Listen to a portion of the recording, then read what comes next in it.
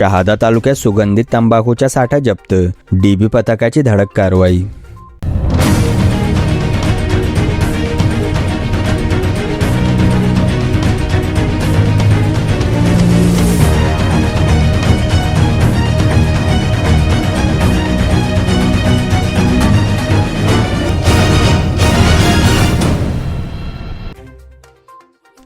अवैध सुगंधित तंबाखू वाहतुकीवर शहादा पोलिसांच्या डीबी पथकाने मोठी कारवाई करत तब्बल 17,61,000 रुपयांचा मुद्देमाल जप्त केला।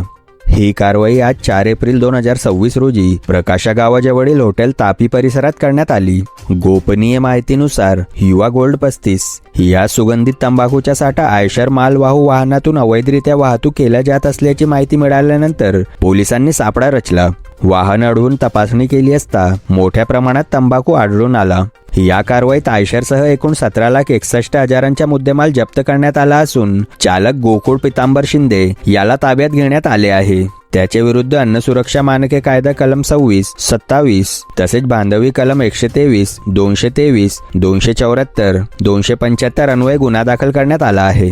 ही कारवाई शहादा पोलीस ठाण्याचे पोलीस निरीक्षक हेमंत कुमार पाटील यांच्या मार्गदर्शनाखाली सहाय्यक पोलीस निरीक्षक संदीप वाघ यांच्या नेतृत्वात पोलीस हवालदार देवीदास विस्पुते, दीपक चौधरी, भगवान सावडे, कपिल मंदिल, विकास शिरसाट, भरत शिंपे आदींच्या पथकाने यशस्वीपणे पार पाडली। दरम्यान या धडक कारवाईमुळे अवैध तंबाखू वाहतूक करणाऱ्यांमध्ये खळबळ उडाली असून पुढील तपास शहादा पोलीस करत आहेत। NDT न्यूजसाठी राजू मनसुरी, शहादा।